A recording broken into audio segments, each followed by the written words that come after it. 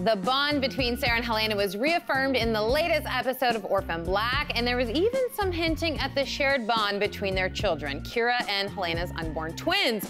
Where do you think this plot line is heading, AJ? Do tell. I think it's heading to the conclusion of the series in a big way. By that I mean, I think Kira is the Orphan Black, the solo character that the show has actually been about the entire time. Maybe I'm borrowing this theory from Teddy Wilson, but I think ultimately she will go off to become this superhero character with regenerative properties. I think we'll see the end of P.T. Westmoreland, and her whole backstory will be kind of a mystery to her, you know, of her youth, remembering vaguely her mom, who was a clone, and all these things. Really? This is the origin of Kira, the Orphan Black. I mean, I like that, but to feel that we've invested so much time and energy into all of these clones and all their different personalities, to have them be almost discarded, that it was all about Kira, I kind of hope you're wrong. Maybe. Just throwing that out there. Maybe as well. What did you think of the episode overall, though, Morgan?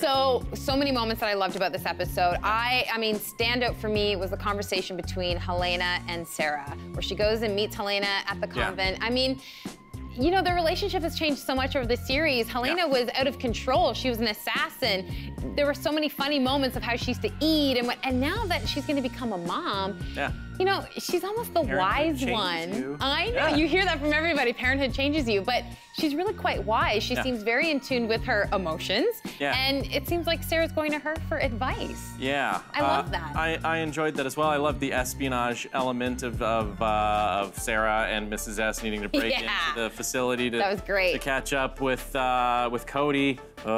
She's back. Yeah, and I'm like, I have such a love, I don't want to use the word hate because I don't think I could possibly hate Orphan Black, but like a love, you know, conflict feeling with Orphan Black for reintroducing these characters from the past, because I'm going like, guys, you got like 6 episodes left to wrap this up. I know. Why are you bringing all these things back that were, last we thought she was just dead?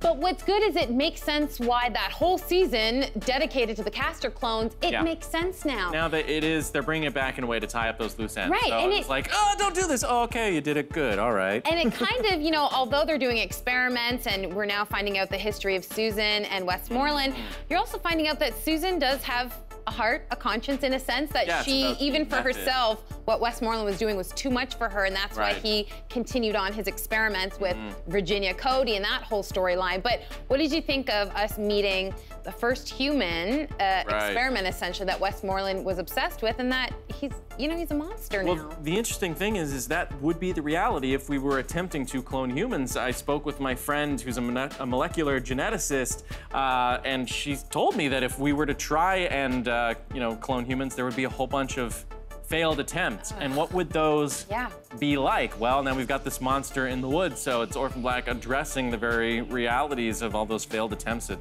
cloning humans. It just, it really brings all the drama, all the, you know, how much you love all the characters, it really brings that all down to a realistic. Very emotional, relatable. Yeah. Well, there's lots more emotion, I'm sure, headed our way on the next few episodes of Orphan Black. The next one will air this Saturday night at 10 Eastern, right here on Space.